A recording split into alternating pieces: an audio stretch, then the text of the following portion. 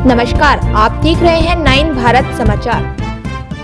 नमस्कार, आप देख रहे हैं नवभारत समाचार। मैं हूं नेहा राठी। आइए देखते हैं आज की बड़ी खबर। देहरादून के एटीएस कॉलोनी के बहुचर्चित बिल्डर पुनीत अग्रवाल के खिलाफ बिना किसी सबूत के की गई जिला बदर की कार्रवाई को हाई कोर्ट ने याचिकाकर्ता पुनीत अग्रवाल के खिलाफ कोई सबूत न मिलने पर दंडात्मक कार्रवाई नहीं करने का आदेश दिया।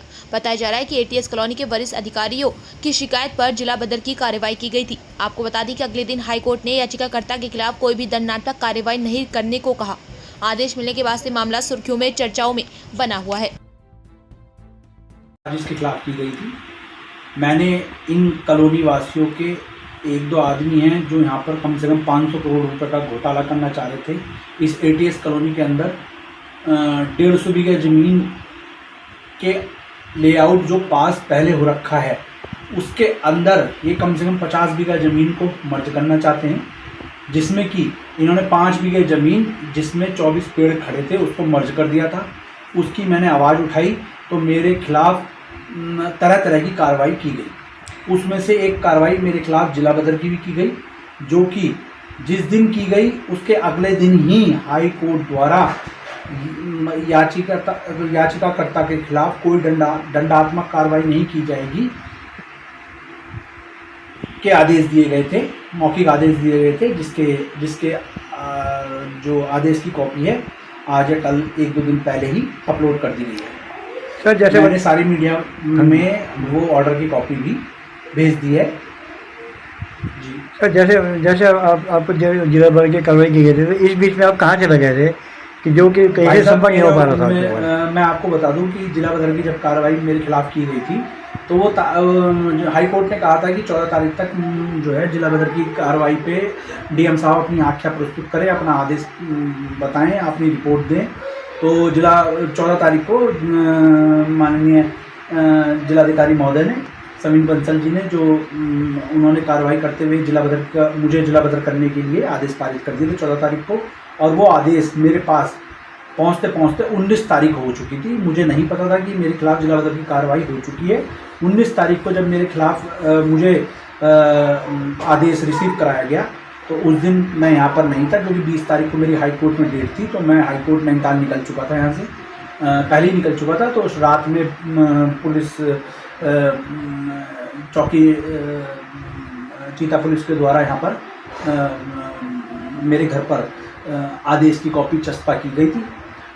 तो जब मुझे पता चला 19 तारीख को, 20 तारीख को मेरी हाई कोर्ट में डेट थी, 20 तारीख को ही 20 तारीख और 21 तारीख को तीन टाइम सुनवाई हुई थी, जिसमें जिला बदर की कार्रवाई पे कोई दंडात्मक कार्रवाई नहीं की जाएगी कहते हुए हाई कोर्ट ने आदेश दिया था। सर, जैसे कि अब अभी खबर आ रही है कि जिलाधिकारी महोदय का ट्रांसफर हो चुका है, इसको किस वजह से देखते हैं आप?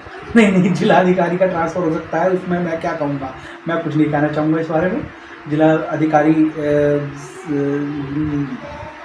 का ट्रांसफ़र हो गया है तो उसमें मैं क्या कहूँगा आपसे, मैं तो कुछ नहीं कह सकता इसमें।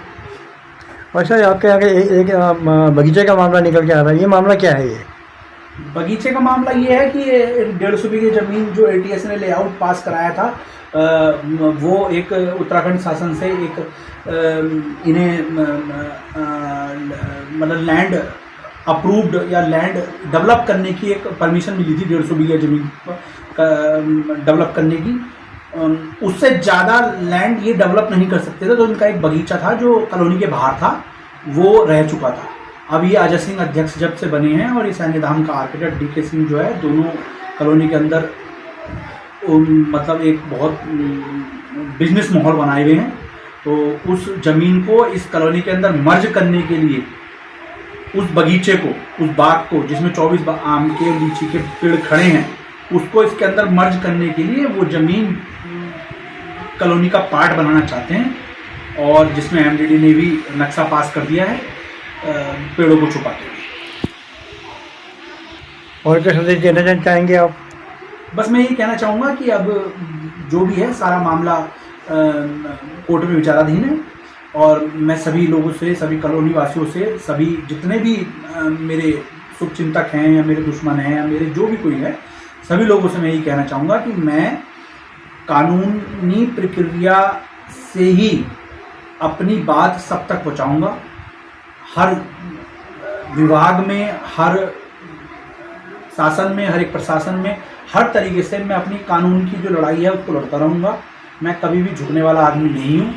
झुकाने की बहुत कोशिश की जा रही है, बहुत तरह तरह की कार्रवाई मेरे ऊपर की जा रही है। मेरी जो ज़मीन है अंदर, उसको हत्याने की बहुत कोशिश की जा रही है। जगह जगह से कुछ एक DRDO के डायरेक्टर हैं मनोज कुमार ढाका, वो भी उल्टे सीधे हथकंडे अपना रहे हैं। और एक ये आयकर विभाग के वरिष्ठ अधिकारी हैं, इनकम टैक्स कमिश्नर हैं मोहनलाल जोशी जी, इन्होंने भी मेरे खिलाफ जिला बदर की कार्रवाई करने के लिए शिकायत दी थी। इनका पता नहीं मैंने क्या कर दिया है।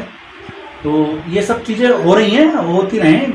मेरे पास भी जो है अपने आप बचाव करने के लिए कोर्ट का माध्यम है।